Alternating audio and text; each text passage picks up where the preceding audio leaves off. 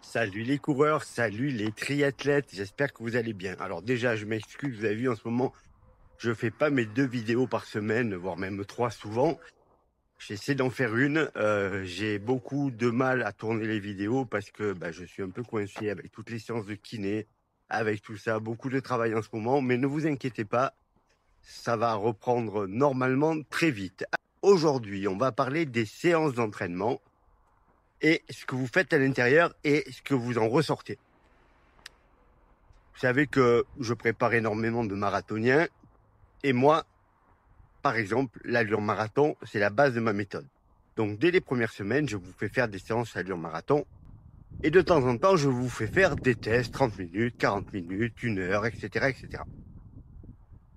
Ce que je veux, moi, c'est vérifier qu'on ne s'est pas trompé sur l'allure. Et il y a une constante que je retrouve tout le temps, c'est que la plupart du temps, si on a bien fait les choses, l'allure qu'on bosse, elle est bonne, vous me faites des bons retours, mais vous me faites toujours des phrases du style « Oui, ça s'est bien passé, j'étais plutôt pas mal, mais… » Et là, on va basculer dans le classique. Tout ce qui est avant le mais, en fait, compte pas. C'est ce qui est après le mais qui compte. Hein. Vous savez que dans une phrase, quand vous commencez une phrase et que vous passez à, par exemple, le classique « Je suis pas raciste, mais… » vous pouvez considérer qu'il y a un problème. Ou moi, j'aime pas trop boire, mais… etc., etc. Là, au niveau des séances d'entraînement, c'est la même chose. Quand les coureurs me disent « Ouais, la séance d'allure marathon, elle s'est bien passée. Mais je me vois pas tenir 42 km à cette allure. » Parce que c'est ça. À un moment donné, vous êtes quasiment tous à vous faire une projection sur la course finale. Et pourtant, c'est absolument pas ce qu'il faut faire. Alors que c'est pas ça la question. C'est aujourd'hui, tu avais 40 minutes allure marathon. Comment ça s'est passé? C'était bien. Si la réponse c'est oui, ça s'est bien passé, il faut s'arrêter là. On va pas chercher plus loin. Puisqu'aujourd'hui, on avait 40 minutes à allure marathon à faire. Comme je dis à mes coureurs quand ils essaient de me dire « Oui, mais tu comprends Michel, mais le jour de la course », je dis « Mais on n'est pas le jour de la course. On est à 3 mois du jour de la course. Si tu étais capable aujourd'hui de courir tes 42 km à l'allure marathon, à 14 semaines de ton objectif, tu m'expliques pourquoi tu t'entraînerais? Parce que c'est ça, le jour de l'entraînement.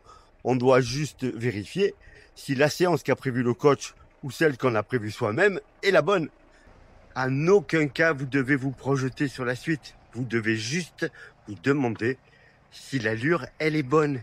Et si l'allure, elle est bonne, tout va bien. Puisqu'on va progresser semaine après semaine. Alors, on oublie également le « je dois faire à l'entraînement un marathon pour courir un marathon ». Hein. On va considérer que si vous atteignez, en termes de volume, 2/3 du temps de course, à l'allure de la course, dans votre préparation, c'est déjà monstrueux. Moi, à titre perso, je dépasse rarement la moitié. Un tout petit peu plus, mais vraiment très rarement. Donc, pas de problème pour augmenter les durées. Mais au niveau projection, vous oubliez. Est-ce qu'aujourd'hui, j'étais capable de faire ma séance à la bonne allure? Oui, tout va bien. La prochaine fois, je ferai pas 60 minutes à allure marathon, mais ça sera peut-être 75, 80, etc., etc. Donc, vous ne vous projetez pas. Vous regardez juste ce qui était prévu et juste vous vous demandez si ça se passe bien. Si ça se passe pas bien en début de prépa au niveau de l'allure, il faut quand même vérifier que vous êtes au bon poids. Parce que si vous avez 3-4 kilos de trop, vous savez très bien qu'il faut rajouter quelques secondes. Donc on peut tout à fait équilibrer ça. Votre coach est tout à fait capable de vous dire, bon, on va courir le marathon à 4 minutes. Vu que tu as 5 kilos de trop par rapport à ton poids de course, aujourd'hui, si tu fais le test à 4,10, on considérera que c'est la bonne allure et on n'en parle plus. Et vraiment, c'est important ce que je vous dis. Ne vous projetez pas. Ça, c'est la première chose. La deuxième chose, ne pensez pas que d'aller plus vite que ce qui est prévu est une bonne chose. Si vous avez prévu de courir le marathon à 4 minutes au kilomètre, vous devez travailler 4 minutes au kilomètre à l'entraînement. N'allez pas courir à 3 minutes 50 en vous disant « Ouah, j'ai réussi une trop bonne séance ». Ben non, parce que le jour de la course, vous allez partir à 4 minutes au kilomètre et vous ne serez pas sur les mêmes allures votre foulée sera pas économique comme elle devrait l'être parce que votre corps ne sera pas habitué à cette allure. Donc, arrêtez de penser que de s'entraîner plus rapidement pour courir un peu moins vite le jour de la course marche, ça ne marche pas.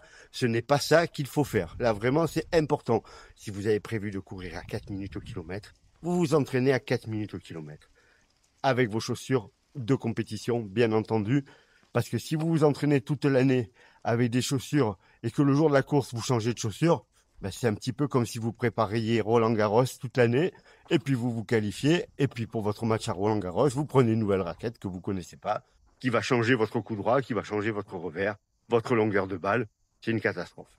Alors, ce qui est important pour travailler aux bonnes allures et de les respecter, comme je vous l'ai dit, c'est de savoir à peu près où vous allez. Soit vous vous fiez à des choses que vous connaissez déjà, soit vous avez fait des tests VMA, soit vous avez fait des tests de seuil, mais il est quand même bon d'avoir une idée pour pas faire n'importe quoi. Si vous n'avez aucune notion, il est clair que c'est beaucoup plus compliqué pour cibler des allures, et là, il va falloir faire des essais. Si vous êtes tout seul dans votre coin, c'est difficile. Si vous avez un coach, si vous avez un copain qui est capable de vous donner quelques conseils, n'hésitez pas. Regardez mes vidéos, je pense qu'il y a beaucoup de conseils. Vous pouvez même me poser des questions et je me ferai un plaisir de vous répondre. C'est qu'à un moment donné, je vous ai fait faire des tests de seuil. J'ai eu des centaines de retours où je vous ai tous envoyé vos allures de course pour vous remercier de regarder mes vidéos. Une fois que vous avez vos allures, je vous dis, quand vous travaillez quelque chose, faites-le précisément. Évitez d'être content d'aller plus vite que ce qui est prévu, c'est pas le but. Le but, c'est de courir aux bonnes allures. Ça sert à rien de faire autre chose. Alors, il arrive parfois que on arrive à travailler quand même très correctement si on va plus vite, mais on ne travaille pas la bonne chose. On ne travaille pas ce qui était prévu. Si vous avez un concours d'anglais et que vous voulez réviser de l'anglais, n'allez pas faire de l'espagnol. En gros, c'est un peu ça. Là, si vous avez besoin de travailler votre VMA, il faut travailler votre VMA. Si vous travaillez votre seuil, il faut courir à l'allure du seuil. Et pas plus vite. C'est vraiment très simple. On sait ce qu'on doit faire. On a identifié ce qu'on voulait faire comme allure et on la travaille parce que le corps a besoin de ça pour progresser. Il y a la partie physiologique, mais il y a la partie psychologique, notamment sur l'allure marathon.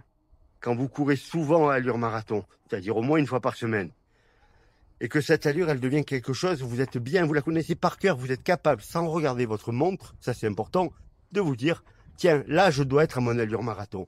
Quand vous arrivez à ce stade de compétence au niveau de la gestion de l'allure, le jour de la course, vous allez être en terrain connu.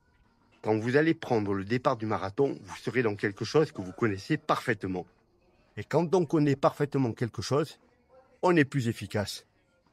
On est plus rassuré. On n'a pas de stress.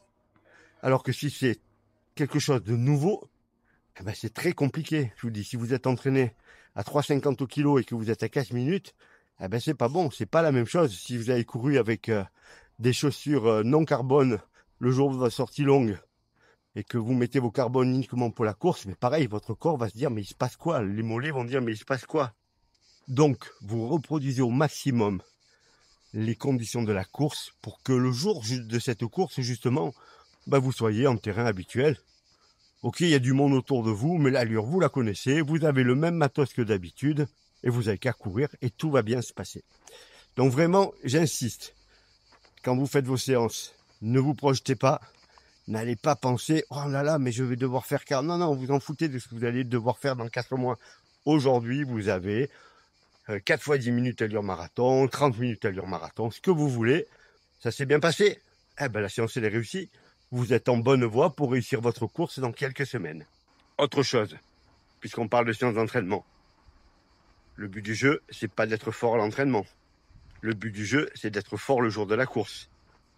Donc, ne soyez pas bête. En cas de fatigue, en cas de douleur, vous pouvez tout à fait lever le pied sur des séances d'entraînement. N'hypothéquez pas votre participation à une course dans des mois pour tenir à tout prix une séance que vous n'arrivez pas à faire. Ça arrive qu'on n'arrive pas à faire des séances et inversement, vous avez d'autres journées où vous êtes beaucoup plus facile et vous pourriez faire plein de répétitions en plus. Donc vraiment, prenez vos entraînements comme une pierre à rajouter à votre construction pour arriver en forme le jour de la course. N'oubliez jamais que l'objectif, c'est la course. C'est pas de réussir la séance d'entraînement la meilleure de tous les temps. c'est de faire la séance d'entraînement qui est prévue dans le but d'être un peu plus fort après la séance qu'avant la séance et qu'au fil des semaines, au fil des mois, vous atteigniez votre meilleur potentiel pour réussir votre course. Alors j'ai parlé de marathon, mais ça marche absolument sur toutes les courses, bien entendu. On fixe ses objectifs, on garde en tête que c'est ça l'objectif, on se disperse pas dans tous les sens. Je sais que c'est l'été, je sais que certains d'entre vous ont envie d'aller faire des trails, mais si vous préparez un marathon en octobre, allez pas me faire un 80 km trail. Franchement, c'est pas une bonne idée. Vous n'êtes pas habitué, si vous n'êtes pas une trailer, vous allez sortir de là cassé. Si vous êtes fait une cheville, en plus, c'est un peu bête. Gardez en mémoire ce que vous voulez faire. Toujours. C'est quoi mon but? C'est d'être performant sur le marathon au mois d'octobre, au mois de novembre. Alors, je me focalise dessus. Je peux m'inscrire sur des petites courses locales, mais j'en fais pas non plus un objectif absolu. C'est juste une course de préparation. Pensez toujours quel est mon but final. Réussir ma course dans quelques semaines, dans quelques mois. Me concernant, j'ai décidé avec mon kiné, après 5 semaines, après l'injection de PRP, qu'on allait accélérer un petit peu la reprise parce que on peut pas dire que ça soit terrible pour le moment. Alors, on va reprendre la course de façon très simple. Je marche, là vous avez vu, je marche avec vous depuis un moment. Maintenant, je vais ranger ma caméra et je vais trottiner 1 minute et marcher 1 minute pendant, écoutez, on va dire une vingtaine de minutes. Je vous amène avec moi. Alors, on a déjà fait des séances plus rapides. Mais là, dans 15 secondes, je cours. J'ai déjà fait 5 répétitions d'1 minute. Je peux pas faire plus, je pense, pour le moment. Quelle galère, quelle galère. Allez, c'est parti.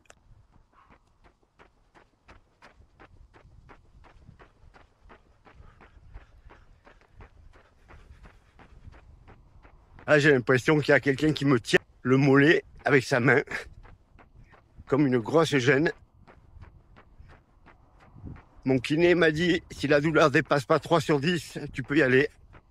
Bon, on y va. Là, on peut même pas parler de douleur. On peut parler de gêne. En fait, je vais vous dire, pour le moment, je ne sens pas vraiment de différence avec 4 semaines d'arrêt sur ces allures-là, à 10 à l'heure. Bon, j'espère que c'est normal. De toute façon, c'est long, c'est chiant. Les blessures au tendon d'Achille, c'est pas ma première. C'est la première fois que je m'arrête, par contre. D'habitude, je continue. Et puis un matin, la douleur, elle a disparu.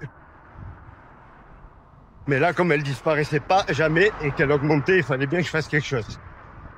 Non, mais écoutez, ça va quand même.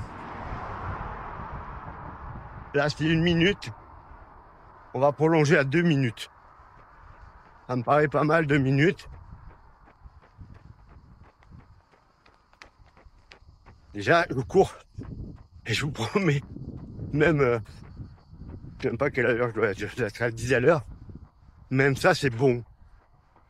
Ah. Quand je vois le beau temps qu'il fait.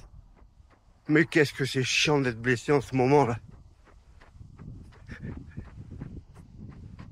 Normalement, je devrais être à 6 semaines de mon marathon de Berlin.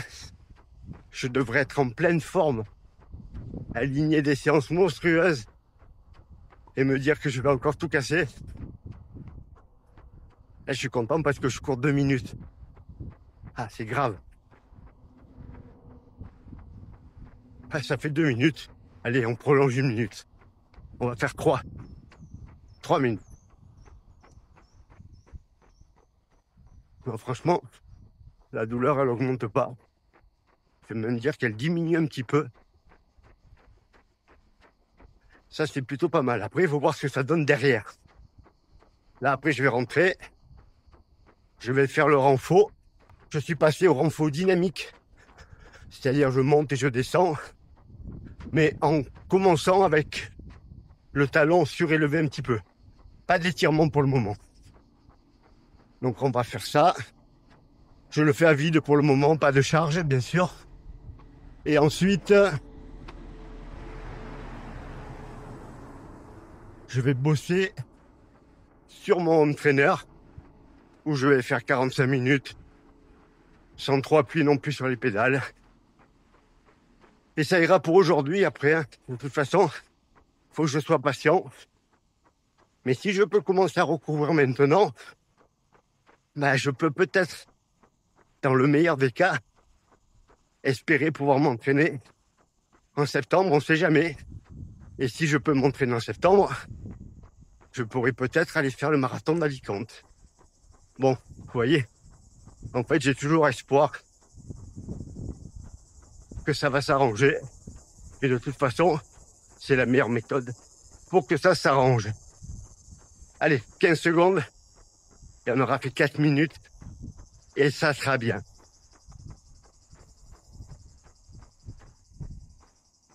Voilà, pour les coureurs, les triathlètes, on va arrêter la vidéo là. Bientôt, promis, je vous emmène faire des super séances avec moi comme d'habitude. En attendant, n'oubliez pas de liker, de partager et de vous abonner si ce n'est pas fait. N'hésitez pas à me poser des questions sur vos allures, sur tout ça, ou en message perso, ou en commentaire. J'essaie d'y répondre. Je vous dis en ce moment, c'est compliqué pour moi de tout gérer parce que j'ai énormément de travail. En même temps, je vais chez le kiné 3 fois par semaine et mine de rien, ça me prend vachement de temps. Je suis un peu embêté au niveau de l'organisation. Donc c'est pour ça que vous avez eu moins de vidéos. Mais bientôt, on reprend, comme d'habitude, les 2 vidéos minimum par semaine sur l'entraînement. En attendant, si vous avez regardé la vidéo jusqu'au bout, merci de mettre en commentaire Alicante. Ça m'aide pour le référencement YouTube. Et comme ça, je sais qui regarde les vidéos entièrement. Je vous remercie et je vous souhaite une bonne journée à tous, bon entraînement et j'espère que vous n'êtes pas blessés bien sûr.